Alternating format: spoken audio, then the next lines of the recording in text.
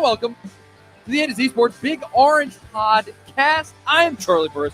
That is Zach Reagan. Wherever you listen throughout the world, we thank you very much for listening to us. We talk everything Vols every week here on the Big Orange Podcast. If you want to listen to that on the reg, go over to the A to Z Sports Podcast Network feed on Apple or Spotify. When you get there, rate, review, but you got to subscribe, because if you do subscribe, you won't miss our shows when we drop them in that feed on Mondays. But speaking of Mondays, it is one right now at 6 p.m. Eastern time, and that means we're live on YouTube. Go over to the A to Z Sports Tennessee Volunteers YouTube channel. You'll find us. You'll find Lucas Panzica with his explainer videos, and you should subscribe there also. But if you hit the notification bell on the YouTube channel, you'll be notified when we go live. And just like the good folks that are going to join us tonight, you can be a part of the show. Interact with us, comment. It's a ton of fun. Always a good time. At Charlie_Burris, at Zach TNT, at A to Z Sports, Facebook.com/A to Z Sports National, A to Z Sports.com for everything Zach writes on the internet. Oh boy. Super Bowl was last night, Zach, and I do have to say, in no way am I a Philly sports fan. I care nothing about the Eagles. But boy, it was satisfying to watch somebody just lay the wood to the Chiefs. That was a good time. Mahomes running for his life, as should be the case in every game, but it's not. What's up, man? Yeah, that was not how I saw that game playing out. Not shocked that Philly won. Like I said before, I thought they had the better team, but you never know with the Chiefs, right? They got some magic voodoo that they seem to pull every year. So I was kind of just expecting the Chiefs to win. I think a lot of people were like that. But to blow them out in that way, and even when they were up 17-0, you were still kind of like, yeah, it's the Chiefs, the Patriots, Tom Brady, they did it, yep. Down 28-3 a few years ago, or against the Falcons. But man, they never let off the gas. You could tell they came there kind of motivated. I think some of that three-peat talk probably got to them, and they wanted to shut that up, especially with some of the copyright talk and all that. So it was a boring game to watch, I guess you'd say, just from the competitive standpoint. Really, in the second half, there were no intense moments, but to see a team come out and perform like that, I know you never really like to see a blowout game in a big game like that. You kind of want it to be compelling until the end, but it's fun to see a team perform at that kind of level, in a championship game, and to shut down something that was almost going to be a first in NFL history for a three-peat. You have to wait. Maybe the Eagles do it in a couple of years here, but it was definitely surprising. Nobody was beating the Eagles in that game. I guess maybe somebody else could put up a better fight. But ultimately, you just look at the way that the Bills played. Whoever run down the line, there was just the way that Saquon Barkley was playing, there was just no way. I thought, Baltimore would have been an interesting matchup, because I feel like Lamar Jackson could have escaped some of that pressure and kind of made Philly pay. Real quick, what it really reminded me of was Tennessee's loss to Ohio State in the playoff. It had a lot of the same feel. That game went very much the same way. Yeah, just that feeling that I'm sure Chiefs fans had. And I know there are Tennessee fans who are also Chiefs fans, and a whole set of female Tennessee fans that became Chiefs fans in the last year or so, or however long Taylor Swift's been dating what's-his-face. There's Trey Smith's out there, too. That's true. Yeah, and Wanya Morris, if you're a fan of his 2 years at Tennessee. Yes. Do have some Tennessee connections. Do love Trey Smith. But the Chiefs, just that, we know that feeling of where you just see your team and you go, oh boy, these guys are way better than us. don't feel an ounce of sadness for Chiefs fans, though. That you've got 3 of them in the last 5 years. You'll be okay. Yeah. Cry me a river. It was pretty funny after all of that discourse leading up to the game, where it was like, the refs with the Chiefs, it's all the refs to carry them through the game. And then they just, not only do they lose, but they lose by 1,000 points. Tough times for KC. As Zach said, I'm not crying any tears for you, but this is not a Kansas City podcast. This is a Tennessee Volunteers podcast. So we got to talk about this basketball team, Zach, because the basketball Vols, Rick Barnes and the boys, are having an excellent season. A season that I would say is better than I thought they were going to have. Not to say anything bad of them just before the season started. I just felt like it wasn't as strong of a roster. And to this point, honestly, having a stronger season than you had to this point last year in a tougher league, which is kind of insane when you really think about it. And what I made the name of this episode, what we're going to kind of talk about is Tennessee is this really going to be kind of what it looks like? Or is it more the losing to Kentucky at home? Is that more reality? Want to parse through that, see where we can go. And of course, you play Kentucky tomorrow. We're going to kind of preview that game to a little bit of odds and ends with football. And maybe we'll talk a little baseball at the end too, because that starts on Friday night. Time for, and I wore the shirt just in case, the national championship shirt to celebrate the beginning of the baseball season. What a time to be alive. But we'll get to all of that right after I talk about Zen Sports. Zen Sports just keeps doing these giveaways. It's crazy. And they're doing yet another one in February with the VIP Players Courtside Club Sweepstakes. One grand prize winner will win 2 VIP tickets to the Men's Basketball Conference Championship game in Nashville, plus a $10,000 bonus bet on any tournament game or a $10,000 cash alternative. You will earn entries on every bet you place in February and every dollar you wager. Plus, you'll earn 10 times the entries on parlay bets. Don't miss out on this. And if you are not the grand prize winner, there's also smaller prizes like 2 tickets to any men's regional basketball tournament game and $1,000 bonus bet on the tournament, a $1,000 bonus bet on the tournament, or a $250 cash prize. But that is not all. All new customers who sign up with A to Z TN will receive 500 bonus entries. So head to zensports.com/sweepstakes for a full list of rules, and you will also earn the $100 no danger wager that we told you about all season long. Zen Sports betting just got better. If you have a gambling problem, 1-800-889-9789 must be 21 or older, located in Tennessee. $5 minimum wager to qualify for entry. Terms and conditions apply. Full contest rules at zensports.com/sweepstakes. No danger. First wager limited. Plus 500 odds to qualify. A qualifying wager for a wager entry must have minimum odds for any leg in the entry of -250 or worse. American odds for clarity. -251 does not qualify. Zen Sports. Good folks over there. I had been strategizing how to shorten that up, but I don't know. We got to cover all of our legal bases. All right. The basketball team this week. Let's start here. The AP poll came out today, and Tennessee is at number 5, which is top 5. That's great. But what's funny about that is that Tennessee last week had a really nice win over a top 25 Missouri team, and then went on the road to why am I drawing a blank? Who they played? They all of a sudden I don't have it in front of me. Saturday? Yeah, they Oklahoma. At Oklahoma. I was thinking Texas for some reason. They played Texas weeks ago. At Oklahoma, they absolutely just smacked Oklahoma around. I mean, it was complete domination, front to back.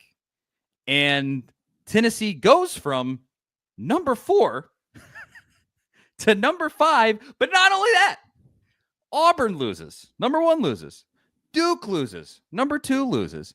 Number 3, Alabama, you would think moves up to number 1. But no, Auburn stays at number 1. Alabama goes to number 2. They're playing this week. And then you have Duke at number 3. Duke lost to Clemson. Clemson's decent. They are. But still, they should fall. Clemson has been top 25 at different points during this And it was at season. Clemson. It was at Clemson. And like I said, they've been top 25, but they are not right now. Or, well, they are. I think they moved up into the top 25 as of this second, but they were not on Saturday night.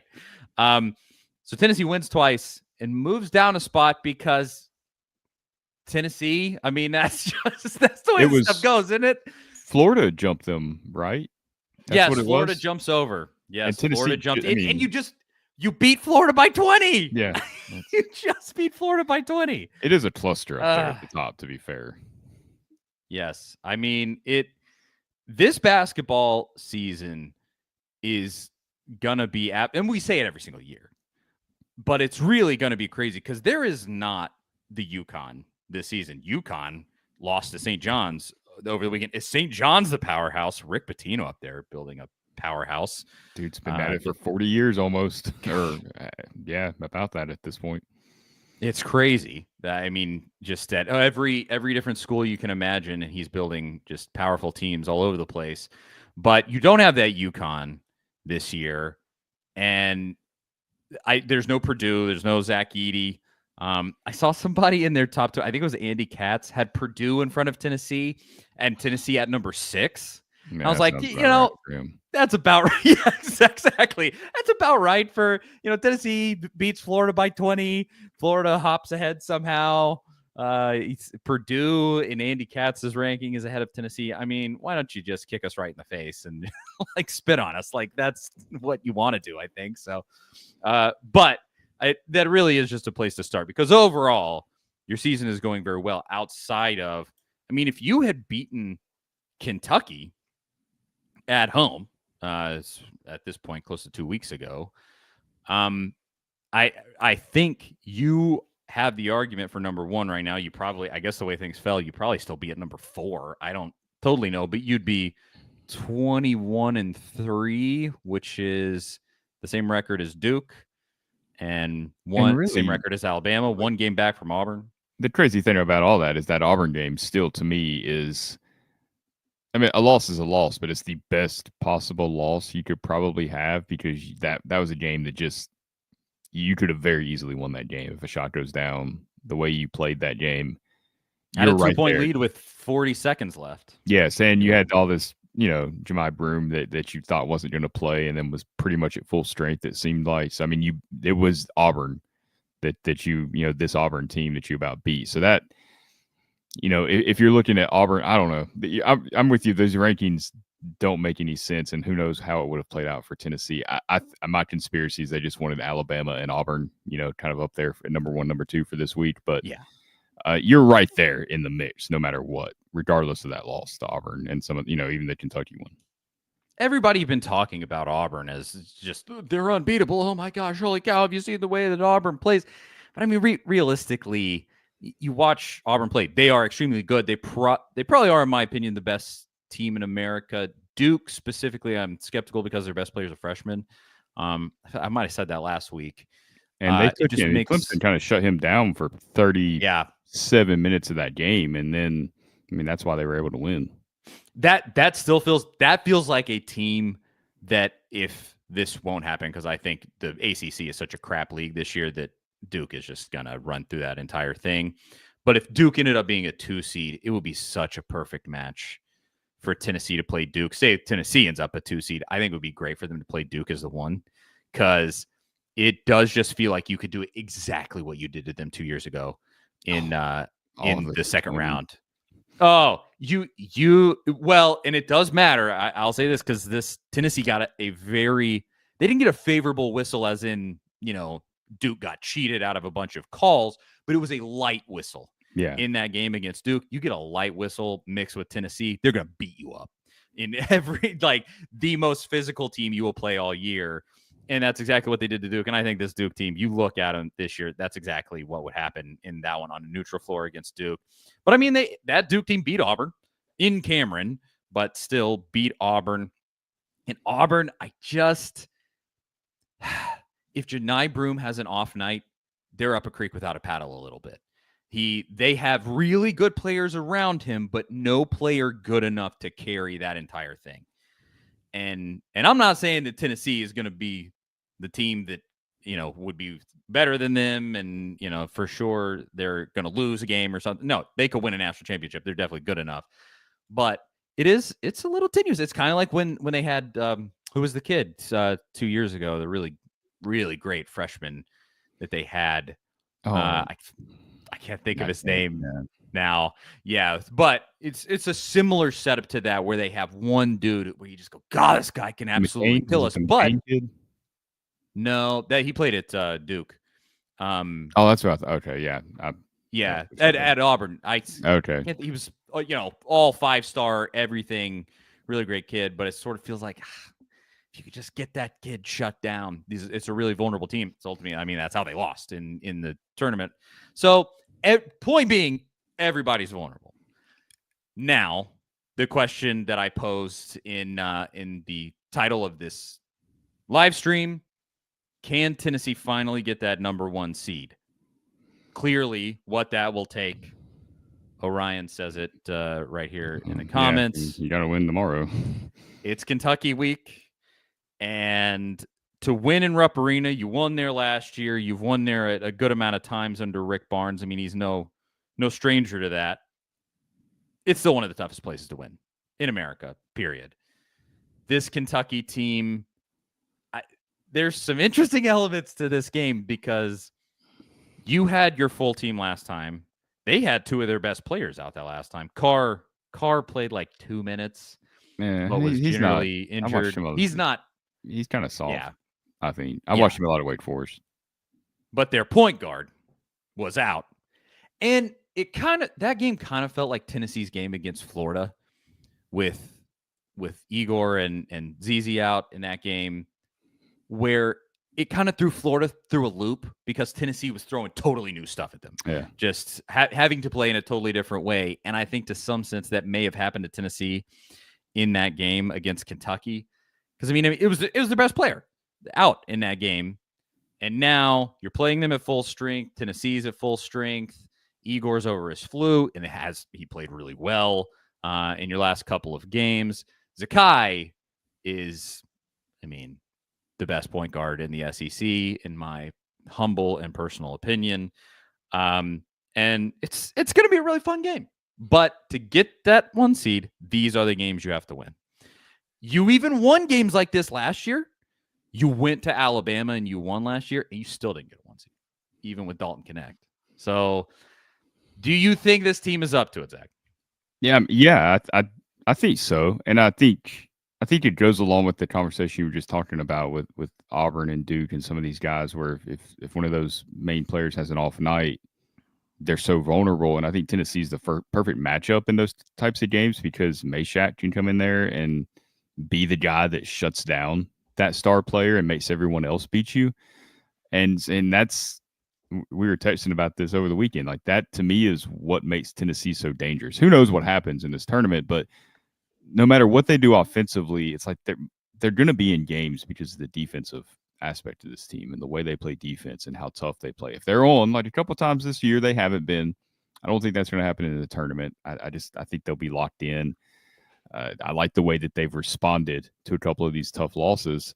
And this Kentucky game specifically, I think is going to tell us a lot. I feel good about this Kentucky game going into it, but you have to win this game. Like, if you lose Tuesday night, I think 1 seed's probably off the table because that's probably not going to be your last loss of the season. I mean, even if you win that game, you could still drop another one. You know how crazy college basketball is. But I think you've got to go split with them. You've got to go kind of repay the favor at Rupp. And I like the way the game sets up anyway because of the way the last game went and everything that Tennessee learned from that game. Because that game was very much Kentucky. I mean, Felix Power said it perfect today when he was talking to the media. Kentucky baited Tennessee into taking shots early in possessions where they weren't in position to get rebounds. So it's just one and done, these quick possessions down the floor, and the shots weren't falling. And that was the game to me. If Tennessee, and Danny says it right here in the comments, and it was true in that Kentucky game. If Tennessee makes their shots in that game, and what did Tennessee shoot? 24% or some absolute garbage like that. If they make shots like they did in that Oklahoma game, which was really just they made a bunch in the first half and then cooled off in the second half, that's pretty normal, having a game like that. But if they shot like they did in that Oklahoma game, they would have blown Kentucky out of the gym. So it's that tenuous with this team. Now, at different points in the season, I've been a little doomsday. I've been a little overly positive. It's had such crazy ups and downs because it's a classic Rick team. They're always going to play great defense. You have absolutely no idea what version of the shot making is going to show up. It can be 22% on the night, or it can be 60. And you would just hope that it falls somewhere in between. And then almost always that's going to lead to a win unless you're playing the elite teams. And I it makes me concerned no matter who they're playing. Like if Tennessee, the SEC is this good this year. If Tennessee had to play at South Carolina right now, and South Carolina is pretty dang bad. Like they're just not good. But if they had to play at South Carolina right now, I'm a little concerned. 100%. I'm like, if they have a good night shooting and Tennessee, comes that version against Kentucky shows up, we could be in for a battle. And so I hear, and you look at the way that Tennessee won in Rupp last year. If anybody remembers that game, you shot extremely well. Tennessee scored over 100 points in that game. I mean, just front to back, awesome offense. And I think Tennessee went wire to wire in that one and just sort of ran Kentucky off the floor. And then Kentucky came to Thompson-Boling and beat you. Also, you've lost to them twice, 2 times in a row. That has to stop, please and thank you. But yeah, it really does come down. I mean, like Danny said, it almost is just that simple. Are you going to make shots when you put them up, or are you not? And that's tough. It's a tough position to be in. And if you made me call it, we don't get the 1 seed this year. If you made me call it, I don't think we do enough. There's just the league is too tough, like you were kind of alluding to there. There's going to be some games that you drop that it's like, this doesn't make me feel worse about their chances to make a Final Four run, because it's just, they have a team at this point. I've seen enough this year. They could lose in the second round. If they don't make shots, they play like they did against, Florida, or even that Kentucky game where you're missing shots. You can be out in the second round, but if this team strings together several performances in a row, and that's why you really want to see them do it against Kentucky, because that would be 4? Would that be 4 in a row, wins in a row if they beat Kentucky Tuesday night? After yes, there's the last game you lost was Kentucky, right? Yeah, I was trying to think if Kentucky or if Florida was before Kentucky, Florida was after Kentucky. Yeah. So you'd like to see them string together quite a few wins in a row like that, bouncing back from that rough stretch where you lost 3 out of 4. Yeah, but if they lose a game moving forward, I think you're probably going to get knocked out of that 1 seed just because of the way the ACC sets up. If Auburn, if they beat Alabama, it's just probably going to play out that way. It's not the end of the world. It's nice to have it, but I don't mind the 2 seed. It's not that big of a difference in the draw. It's almost more of like a just like hey, we did this, we accomplished this. This is something that you can say that Rick Barnes has done now at Tennessee. That's the big deal for me. It doesn't really change my outlook for them in the tournament. I still think they could make the run. Still think they could get knocked out early, but I think that's true of almost every team in the tournament this year. It's just been that kind of year. Well, and Rick's teams get compared somewhat often, or at least maybe this is just in my mind, but I think they get compared in normal years like this, not with like Dalton Connect where you had more offense, but in a year like this, kind of like those Tony Bennett Virginia teams. Extremely hard-nosed defense, and year to year it fluctuated how much offense they could produce. Yeah. And Tony Bennett won a national championship, and Tony Bennett lost as a 1 seed. So in the first round, yeah, lost to a 16 seed. I believe was the first. Yeah, it's first time ever. The first? Yeah. The first time ever. So, I mean, it just lends itself to that. And in no way am I saying, I don't think that there's a good chance that Tennessee could lose as a 1 seed in the first round. But you just look at the parallels there, and that was the type of success that Tony Bennett had. He, would have incredible regular seasons.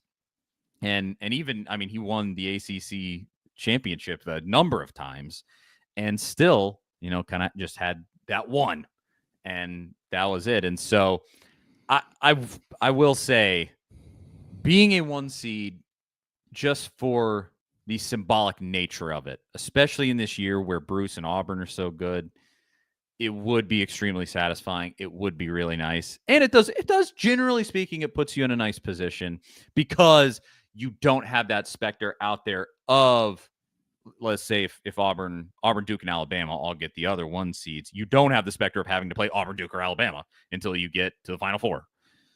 So there's something to that. But Yeah, I agree with you. It's all about matchups. The chance of you actually playing the 1 seed ultimately is pretty low. Yeah. Uh, It and never goes how we think. I mean, that's why these brackets that we never. fill out every single year, they're so destroyed by the end of the first day sometimes, if Yeah. not the second day. It did happen last year. You did end up playing the 1 seed, but Well, that was kind of a unique situation with the player that they had in Edie, and thank goodness that's even not on the table. He couldn't. Yeah, I mean, even Edie wasn't able to stop the UConn buzzsaw. And I just don't. I don't see a team as skilled and balanced as that UConn team here. Auburn just is not. They just aren't. And I think if you talk to anybody that really knows college basketball, I think they would agree with that. In general, they just don't have that across the board balance that those teams had. They're not a dominant number one team at this point. They're just somebody has to be number one. Right. Yeah. And so that having a table that wide open, though, is what makes me say, put yourself in the right position. Maybe if you do get that 1 seed, I mean, who on a neutral floor right now would be picked over Tennessee? Anybody outside of the top 5? I know there's no coaches that would be eager to go play Tennessee simply because of the physical nature of the way Tennessee plays. I mean, we see it every week. Every week they play at least one game, it seems like, where the opposing coach is, if they're not complaining about the physicality, they're pointing it out and they're calling it a street fight or something. Some are a little more dramatic than others, but it's always a topic of conversation when these teams play Tennessee. They know what they're getting into. They've built this reputation now because they've done it in the SEC for so many years. They've done it in the NCAA tournament. They're playing the same style they've always played under Barnes, and it just seems to be getting more physical by the year, which is great. I mean, that's how you got to win these games. But nobody wants that draw at all against Tennessee just because they know how taxing it's going to be on their team. Absolutely. And I still have that feeling.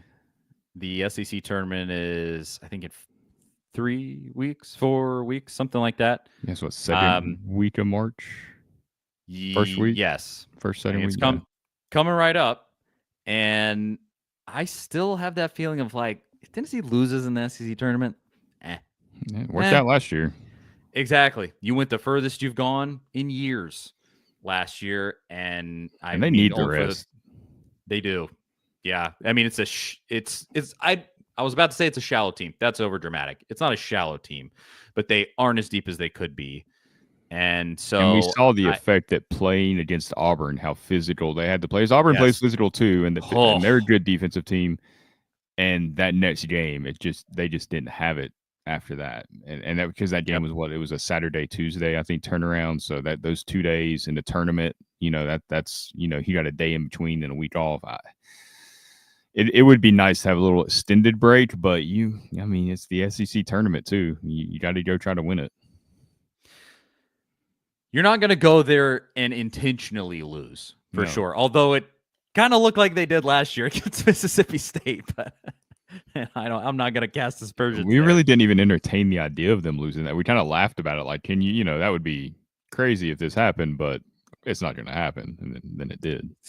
Still one of my biggest kind of clown face moments as a Tennessee fan. I specifically left work that day and made it in time. I forgot about to go to Nashville, and I did it because I was like, we'll beat Mississippi State, and then I can be there for the game the next day.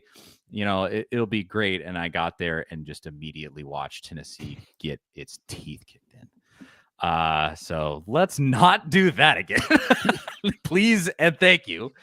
But on the whole, can Tennessee do it 100%? And it's going to come down to games like tomorrow night against Kentucky. I will ask you, Zach.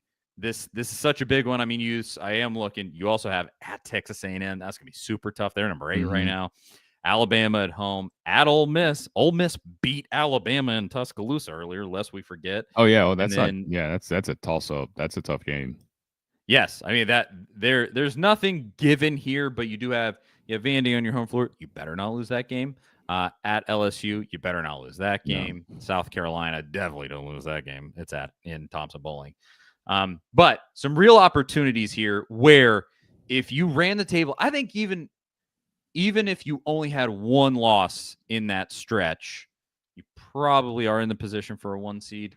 But starts tomorrow night. Are they beating Kentucky and Rupp?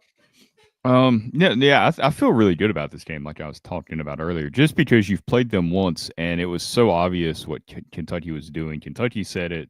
Tennessee knew it. They wanted them to take those threes. They invited them to take those threes. They weren't going in.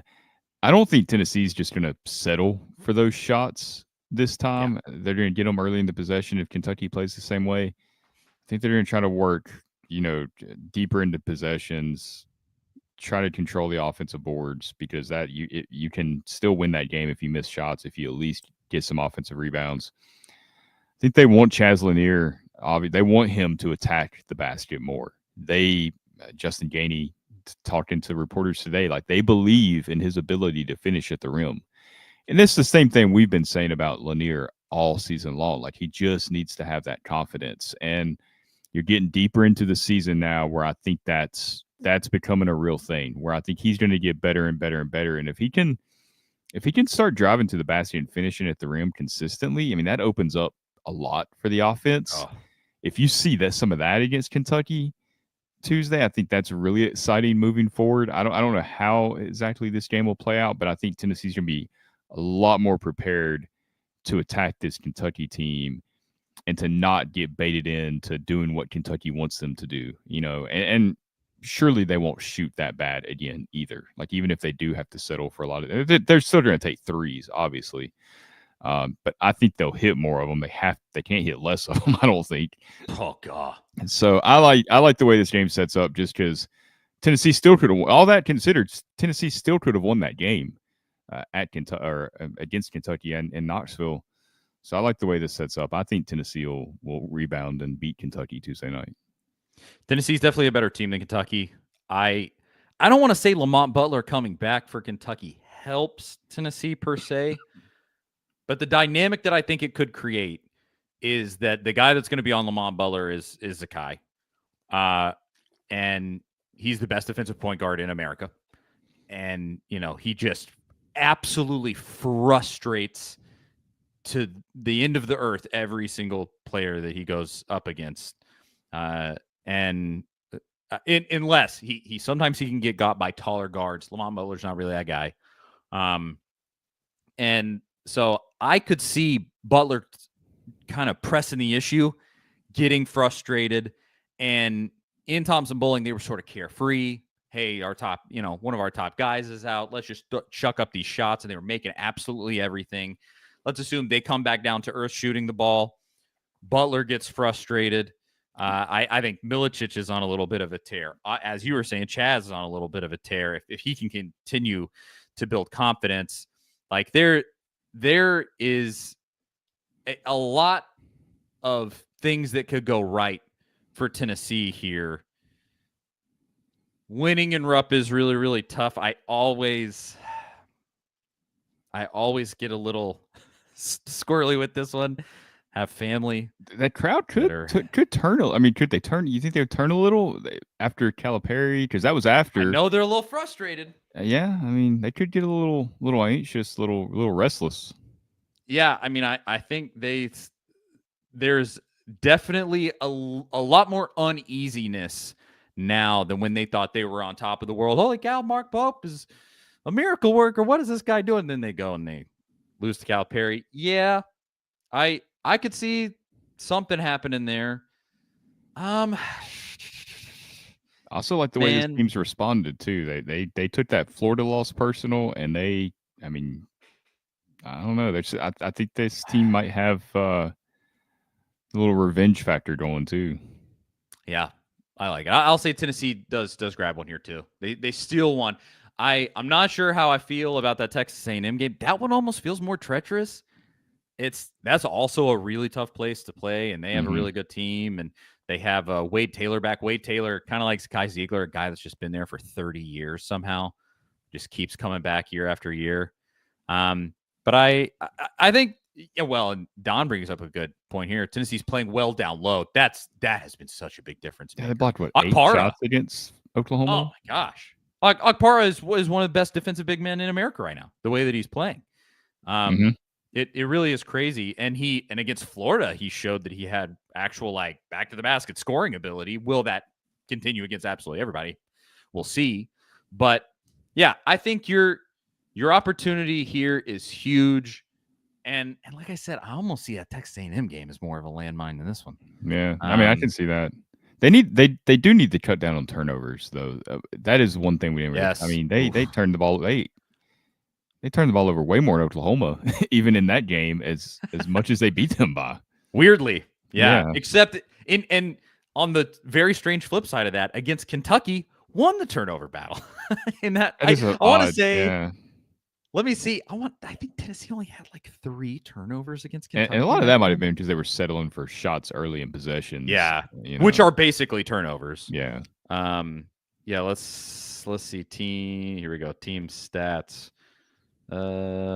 Yeah, Kentucky 11 turnovers, Tennessee 5 in that game. Won the turnover battle by 6.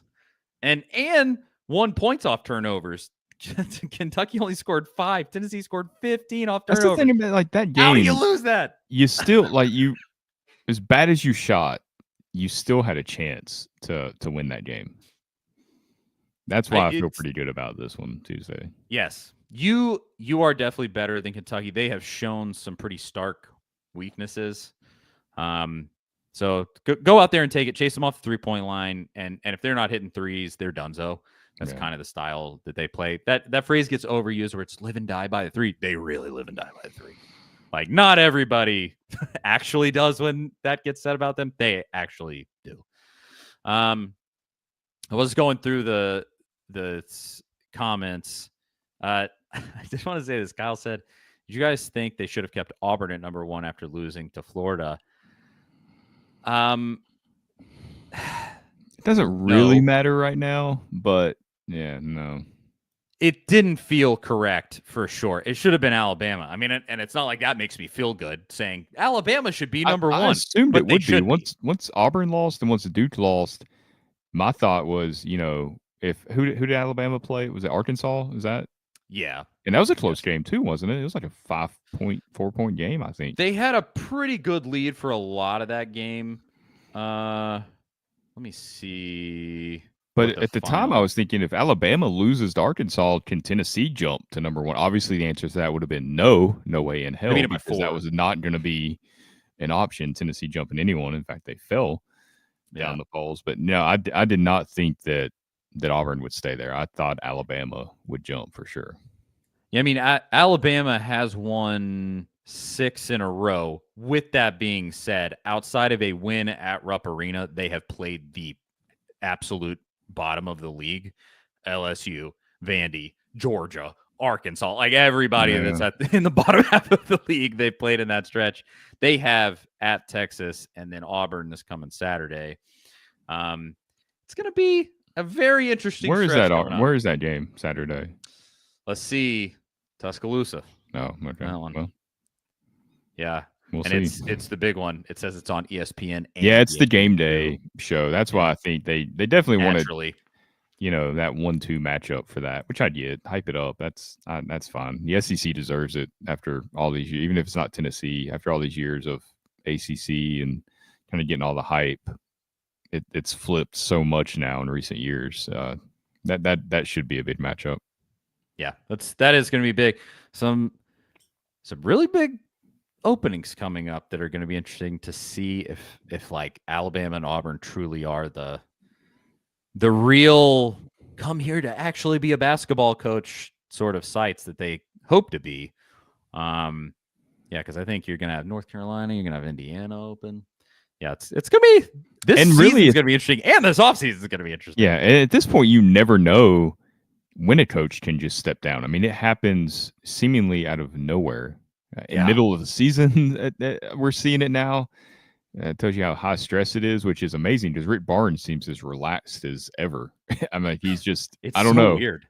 It really is. Like, he's navigating this. I never would have dreamed Rick Barnes at his age and as old school as he is in his approach and the coaches he came up with, the Dean Smiths and Coach K's and all those guys that he coached alongside of back in the day. And he's handling this way better than any of those guys did. Those guys all left. Coach K and Roy and Jay Wright and some of these other guys. Rich just cruising along, picking up transfers that he can just plug right in, and it works. Some guys just have that. Is it a gene? I don't know. Him, Rick Pitino, like some guys. Yeah. Pitino's another great example. It's just the ageless wonder here. And truly, I like Pitino even more than Rick. I don't know that I saw that one coming after he got exiled. He truly loves the game because he had to grind his way back into it. Went and coached in Greece, came back and coached at Elon, I think. It was some pretty low level school. I don't know if it was Elon, but it was one of those, and then back at St. John's, and he's just, they're like 21-3 and having an incredible. They just beat UConn. Some guys just have it. But before we move on, just a tiny bit of football, and then it's a little bit of baseball preview. Anything else on basketball? Dalton Knecht makes his return to Los Angeles tonight. I think somebody else is making their debut for him too tonight. But so that should be interesting to see how that goes because he has not had any public comments. If you missed it, he was traded to the Hornets, and then they undid the trade over some concerns about Mark Williams' health. So the Lakers were getting in the deal, and so Knecht goes. He went to Charlotte. I heard he was at a shoot around. Yeah, at Charlotte, but they had never announced the trade, so he couldn't talk to the media. And then I think it's the next day or later that day, the trade gets rescinded, and he's flying back out to L.A. and he's going to play tonight apparently against the Jazz. It's going to be a revenge tour, I guess, against Rob Pelinka, his GM, just awkward. To be like, look here, buddy, you tried to get rid of me. One interesting thing about that, too, is that, they traded for Luka Doncic, who's also making his debut tonight. And apparently he's the one that wanted the Mark Williams trade to happen. He wanted the big guy, and he specifically pointed to Mark Williams. And they gave up some draft picks, which apparently LeBron had been wanting them to do for quite some time, and they had not. And then Luka comes and they do it. So, and is there some tension there? LeBron loves Knecht, too. He's a Knecht guy. He's a Knecht guy before they ever drafted him. He was talking about him when he was at Tennessee. So there could be a potential for some drama out there in Los Angeles. Well, and now they have no center in the trade deadline is passed, which is bizarre. Pretty funny. And Anthony Davis that they traded to Dallas is now out indefinitely after getting hurt in his first game. It's so, everybody makes that joke about Anthony Davis. He just gets hurt at every single turn, and you could not make that up. No. And he's playing very well. He had like 24 points in the first half, looks awesome, and then gets injured literally in the first game. It's so ridiculous. The NBA that's the one thing about the NBA now is there's plenty of issues with the game, but the stars and the availability of these guys and the health, it seems like that's why I'm not a big LeBron guy, but at least he does stay healthy and stays on the court for the most part. Yeah. So many of these guys, they miss 2 months of every season. Some of them, Kawhi Leonard, I don't know. Well, he plays like a week a year, it seems like. It's hard to really get invested in that sport when you just never know who's playing, who's not, how long they're out. It's weird. I saw somebody post, somebody that's had a career of like being out a bunch. I saw somebody post like, I've gone to 5 Grizzlies games since Ja Morant started, and he's not played in a single one of them. And of course, he was out for that super long amount of time with the gun stuff and all that crap that happened. Yeah. I used to go to a lot of Hornets games, and LaMelo's the same way. Like, he hardly ever, his ankle, he has the worst ankles of all time. I don't get it. That they can keep that. I'm a bigger college basketball guy, although I do really like the Grizzlies. They're really good this year. They're definitely going to be a contender, but that's your guy, Zach Edey. They do. Speaking of somebody that's gotten injured, I kind of thought they needed to pick up a big guy, an additional one, before the deadline. There's just not that many of those guys out there. There's not. Yeah, and I mean, you got one, even though he's been injured, you do have one. Oh yeah, Kyle says Ben Simmons has been the worst one of all. That's very He true. negotiated a buyout to end his time with the Nets. It was it's No, comical at times. he is the NBA player equivalent of a guy who gets has like a 10-win season as a coach in college football and then gets a big raise, big extension, and then just sucks. Like Ben Simmons is the NBA equivalent of that, of just like so much potential. Give this guy a big contract. Holy God. And he has done absolutely nothing. All right. That's enough basketball. I know Tennessee fans love the NBA for sure. Yeah. Odds and ends for football. An unfortunate one. Onis Konanbani was a 3-star commit to Tennessee defensive back, and he flips to Florida. That's 2 that you lost to Florida out of this class. This was long expected. Not surprising at all. The only element of it that's strange is that he never decommitted from Tennessee. Yeah. Just like kind of. Yeah, I will say he's not. He's a. Is he from overseas, Canada? Yes, London, overseas, I maybe? think. Yeah, and maybe. Yeah. Maybe he just doesn't. He didn't know that. Hey, this is how these recruits usually do this. That I think that might have been a little bit of that there. It's like he just doesn't do it the same way that a lot of these kids that grow up in this culture and they see the high school recruiting stuff firsthand from guys that they work out with and grow up playing with. That might have been. I don't think there's anything sketchy going on there with not decommitting. I just think he didn't realize maybe he had to go make a big deal about it on Twitter, which is kind of nice. I mean, you don't have to always play into the drama of all of it. We'll see in a couple of years how that plays out. It's impossible to know. He could be a non-factor at Florida and he could be transferring to, USF or Louisiana Monroe or something in a couple of years. You just never know, especially some of those overseas guys that come that are really athletic, but they didn't grow up playing the sport. They seem to be a real roll of the dice at times. Sometimes they really pay off, and sometimes they just never really pan out. It's tough because you don't have a lot of data on them. Yeah, that one, it was kind of odd all the way around. I don't know. You take your loss, you move on. We're now into the just absolutely like desert of football until the spring game. And so there's not going to be a ton to talk about as far as that goes. Thankfully, hopefully really not. Good baseball team. Yeah, well, that's what. That about a year ago. This time's when all the Nico NCAA lawsuit stuff was going down. It came up out of nowhere. Yeah, don't let any of that happen. But that's okay. We've talked enough football for all of this time. It's time to take at least a little break. It'll just. I mean, it's literally a couple weeks. I think we'll be okay without it.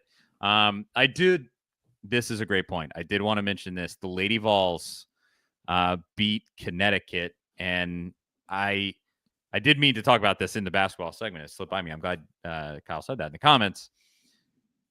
That win for the Lady Vols, I cannot say enough about that. And the job that Kim Caldwell is doing right now with the Lady Vols, are they having a perfect season? No. They turned the ball over a lot.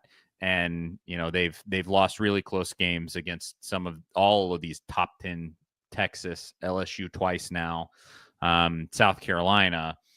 But Gino Auriemma's stupid, smug self comes in to Thompson Bowling. I cannot tell you how much I dislike that guy. Because, I mean, especially if you know the history of what happened with him. Jerk. Pat, I mean, he is. Yeah. It got personal. Genuinely personal. He's still a with jerk. With the UConn rivalry, it got down and dirty, and like it just was. I mean, that guy sucks.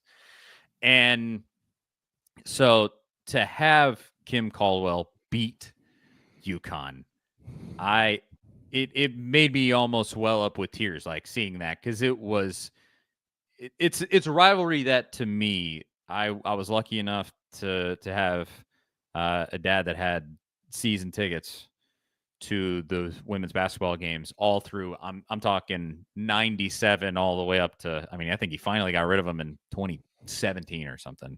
And I didn't go to every single game during that period, but I went to a number of Tennessee UConn games during the absolute heyday. I've seen it with my own 2 eyes in person and watched how Pat did it. And it genuinely, it meant a lot. It was really incredible to see that happen for Kim Caldwell in her first year. I cannot give her enough credit.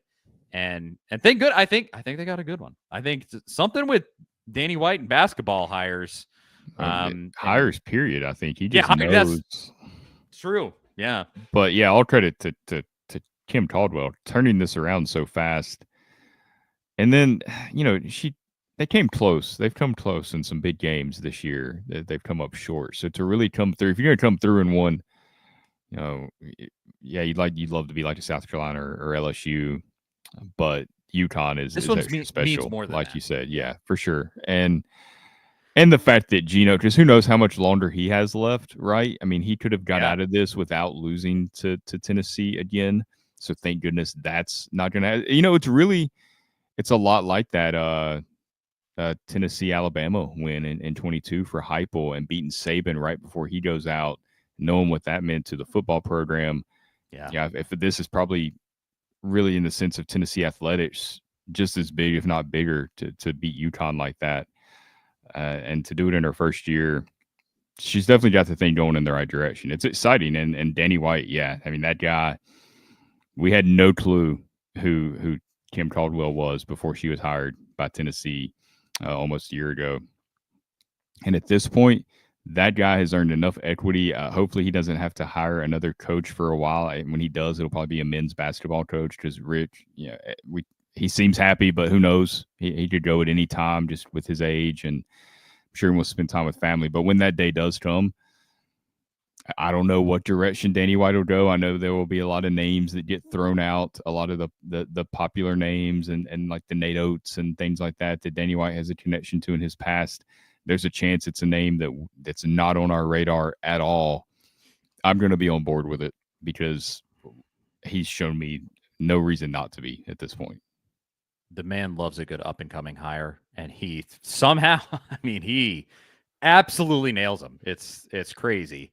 And I couldn't agree more. At this point, you just got to trust the guy implicitly and just say, hey, I may not know who this is, but let's go. Yeah. It's working. So finish with this. Baseball back on Friday night gentlemen who might be watching this, Friday night is Valentine's Day. Just a reminder, and a great date maybe would be to go to the Tennessee Hofstra baseball game. Tony Vitello back with his national championship winning baseball program, defending their national title. I love this team already. They're just the clips that have been coming out from their early practices already in the last couple of weeks. And you picked up a exciting transfer in the last couple of weeks that hopefully doesn't have any eligibility issues. You could have another Maui Ahuna situation on your hands. But hope. What was that? The plane ticket or something? Yeah, it's so stupid. So dumb. Yeah. Yeah. But there's just a lot of promise here. You got the transfer from Louisville, obviously Hunter Inslee coming back. A lot of really good pieces here. I think you got to assume they're going to beat Hofstra, but how you like how this baseball season shapes up, Zach? I mean, it's kind of like that conversation we just had about Danny White. You've got to trust Tony Vitello at this point. It is you've lost a decent amount from your championship team. It's a different team. The roster is, anytime you go into a new season especially with baseball is the biggest vibe sport there is. The vibes have to be right, or it's just not going to work. And that's, that was what, 2 years. The 23, it took a little bit to kind of find their footing, and they end up, going to Omaha and being pretty good. So that'll be something to keep in mind if they don't get off to this just, scorching hot start. It does take some time, but I think this team feels like they're meshing pretty well. And you got to trust Tony Vitello's ability to cultivate the environment, and it's part of what makes him so special. I think, they're good players. They picked up some transfers. They got the kid from Ole Miss too. Picking up the Osuna kid that you were talking about, hopefully there's no eligibility issues with, gives you just a real burst of power in the lineup that playing in Knoxville, that could be fun and really turn some games upside down. And they're not preseason number one, which I think is fantastic because, yes, you're the defending national champs. Everyone's going to want to beat you. But I think people kind of recognize, like, each year that these are new teams, especially in college sports. It's from baseball to basketball to football because of the transfer portal. These teams have so much turnover year after year. It's just not the way it used to be. So the fact that you're not going in as like, oh, we're the defending champs, we're the preseason number one team, yes, everybody wants to beat you, but that pressure isn't really there. They can kind of play with that chip on their shoulder a little bit, even though they are the defending national champs, which is when Tony Vitello's teams seem to be at their absolute best. I think it all sets up well for them to put themselves in a position to make another run. And like always with college baseball, just get to Omaha and see what happens. Special things can happen out there. We saw it last year because there were some really memorable games. That Florida State game was one that you'll never forget, the way that felt like it was over, there for a bit. And then you see how it turns out. That's why we like baseball so much. Yeah. We definitely did nail our analysis of that baseball team last year, where during the entire season we went, it's all about the vibes. It's the vibes. There's some about it. It is. If the vibes are off, you're done for. I mean, you could have the 2022 team that had one of the greatest regular seasons of all time, won the SEC tournament, absolutely blazing through. The vibes are off. They're during that weekend in Lindsey Nelson against Notre Dame, and you did make the College World Series as one of the best regular season teams of all time. It really is. You think that baseball's hilarious to me like that. Do you think that weekend turns out different if Gilbert doesn't get ejected? Do you think that was kind of the catalyst for why that Tennessee went wins down? the national championship? Yeah, I think you make like Tony Vitello would have 2 national titles if that didn't happen. Yeah, because that team was so good, so good. They were unbelievable. I mean, there was without an intervention like that, there was not a team that could outlast those guys in a 3-game series. They're just like, it didn't exist that season. And there was just like what threw them through an absolute loop there. Last year's team with the pitching was not nearly as elite. It was such what Vitello and Frank Anderson did in Omaha, piecing that together, using guys that you never thought would be in that position on that stage and winning it all it was really an incredible coaching job beyond it because there's been teams with such better pitching staffs that we've seen win these things than that. And that's no disrespect to anybody on Tennessee's staff. I mean, it's credit. Yeah. They went out and competed and did what they had to do. Like, credit to those guys all day long. But that was just incredible, the way that they came together. And like you said, the vibes were in the right place, and everybody just did their job. You didn't have the best guys. Now, at the top end of your batting order, you had the best guys. You had the single best guy in college baseball last year. I mean, Christian Moore was an absolute freak. He's a killer too. I mean, he just cold-blooded, just ridiculous. But especially on the mound, you didn't have the best guys. You had the right guys. Yeah, I think is exactly how you could frame it, because your Kirby Cannell, went from, he did not go to the pros. He is now a coach for Tony Vitello 1 year later, but he got up there, and in the most tight moments in your national championship game, he comes up clutch. Like, that was just the way that was always meant to work out. The right guys at the right time. So hopefully you have that again this year, and I think you might have some of the best guys and some of the right guys this year. So we'll see. Hofstra on Friday. There's not a lot to say about that. Let's beat Hofstra. Let's not lose that game. Yeah. Please and thank you. Weekend, I think a full weekend series against them. So go again, guys. Good date idea there, and don't get in trouble. It is Valentine's Day. So that's it. That's the show. Charlie Burris, Zach Reagan. Thanks to everybody for tuning in. Everybody that always comments. It's always a ton of fun. Could not appreciate you more. I think I don't need to tell you about social media. You know where to find us. That's all. And we will talk to y'all next week. See you guys later.